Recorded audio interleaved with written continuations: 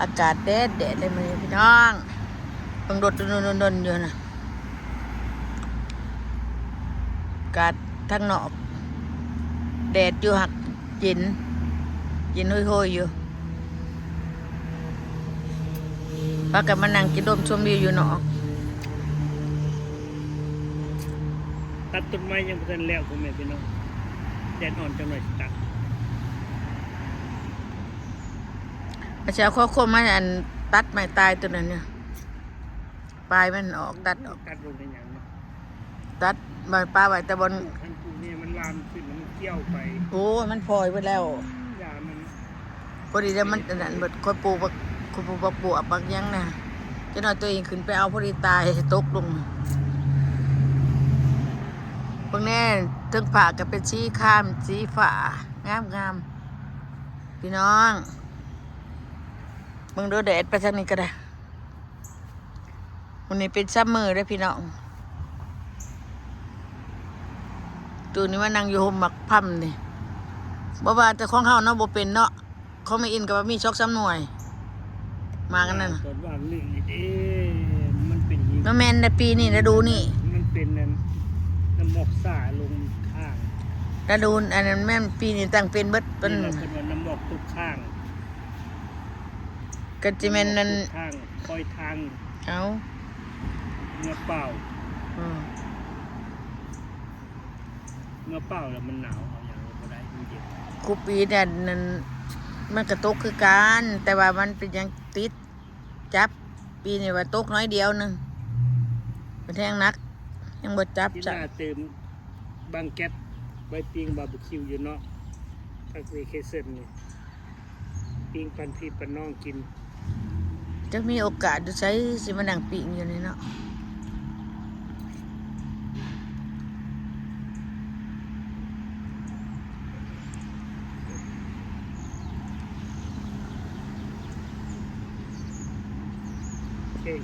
หรือว่าไก่เพื่อนไก่อันไฮเวย์พี่น้องเพื่อนทางขนุนนั่นเขาแลนเขาเล้าเท้าแลนไปตลาดก็ไปเล้าเท้าเนี่ยเส้นนี่ล่ะโดดจุดเส้นน่ะนี่ไปจะเห็นสหรัฐอเมริกานี่แหละรถเพื่อน3เพื่อน4นี่แหละมี5 คน5 คันมี10 คน10 คันเลยผมไม่เป็นเป็นยังจังกันนั่นเพราะว่าไฟกระใส่แต่รถย่างในบ้านสูงมีคนย่างบ้านสูงเห็นคนย่างแล้วมันจะขี่รถแล้วไก่หรือไก่กับย่างบ่มีไฟย่างขี่รถทั้งนั้น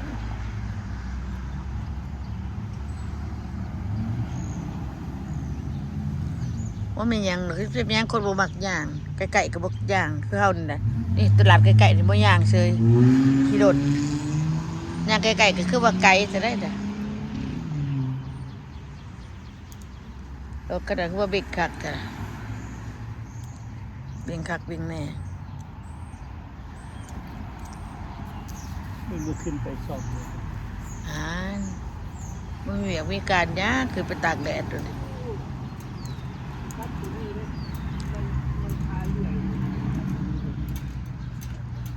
มันโมเมนต์แนวไปตัดแบบนั้นเจ้าก็ได้เช้ามีแนวคิดไอเดียเลย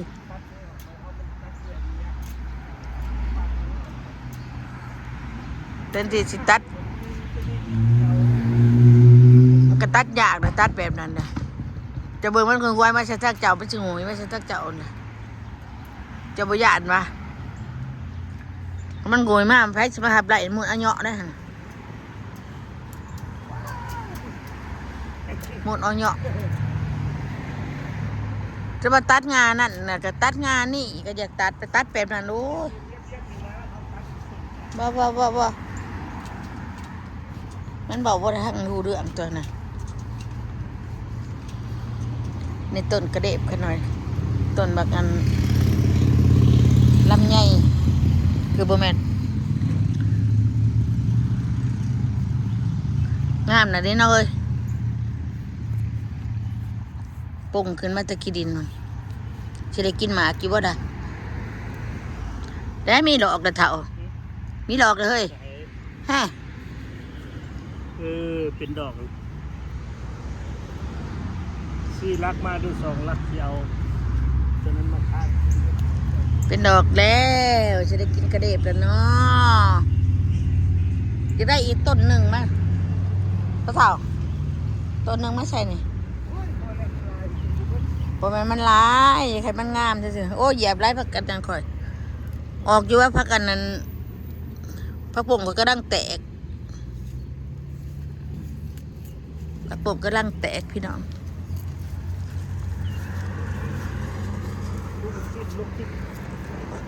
เบิ่งมาพี่ฮะ เอาบอกเมื่อกี้ บ่ลายละ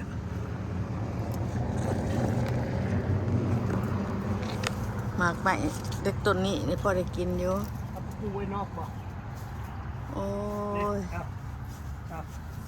โอ้ยจะมาถามเฮาพอล่ะ พอแล้ว โอ้ยจะสิได้จะก็ไปปลูกไว้จ้ะจะไปปลูกสักหน้าบ้านก็ได้ มันลายแล้วกกใหม่นะฮะไปบอกหมักผิด เจ็บปูเล่ ใหญ่แล้วเด้หมักผิดก็จะนอนก็ได้กินแล้วเด้หมากบางหะคอยคือบ่เกิดว่ะแล้วพ่อเฒ่าบางหะคอยคือบ่ออกว่ะ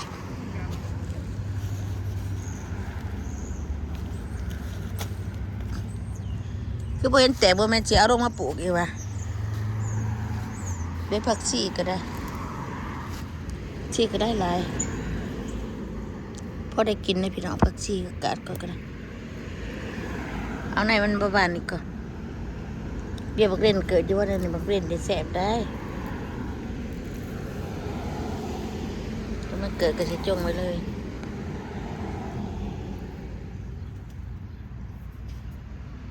ทิมใบบักละลายนิดเนาะเกิดอยู่ดิเนาะ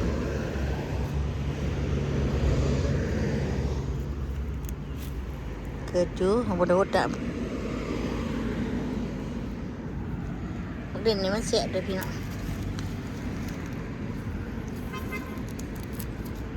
เป็นเพื่อปิดแก่สกัน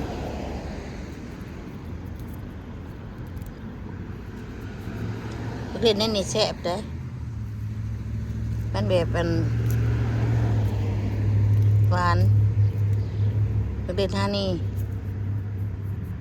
ทิมใบบักละลายนะเป็นอยู่บ่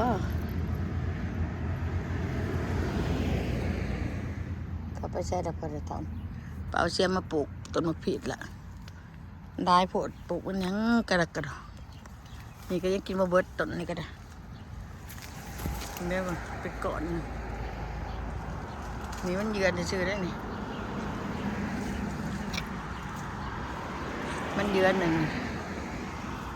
เดี๋ยวมันชุกกระแดงเป้งเป้งมันชุกจังหน่อยแล้วเขาจะมากินสมมันบริเวณมันบานแถอันนี้มันสมหวานก็จะมากินสมมาต้นเท่าเดิมนี่ละลายอยู่ลายเติบอยู่หมักผิดสุดปีนี้เด็กบ่ยังมีลายหมักผิดแต่จริงๆกกดอกกันไล่ดิ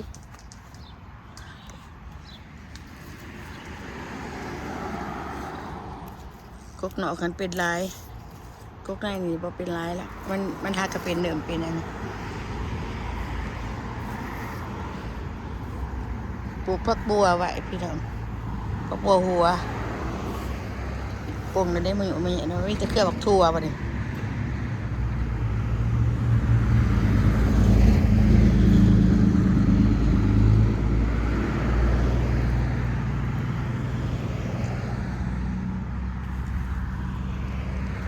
ไปนั่งเดี๋ยวพ่อเฒ่าฮะไปนั่งละเก็บไปไหมนะไปนั่งบ่ไปหานอนนะวันนี้พักผ่อนก่อนหานอนหาพักผ่อนนี่ได้ดอกอันนี้มันก็เป็นนะพี่น้องแบล็คเบอร์รี่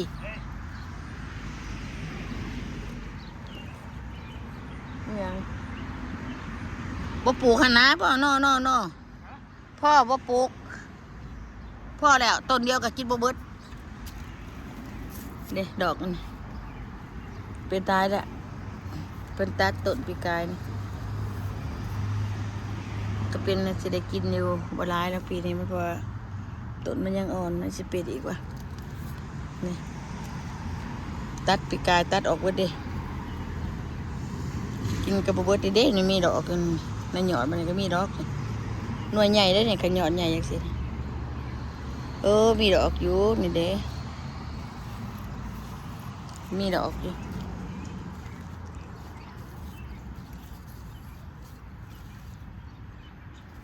มันจะเป็นหน่วยใหญ่อันนี้บางอันนี้ก็เขาขายแพงๆในพี่น้องอยู่ในตลาดเด้อมีดอกอยู่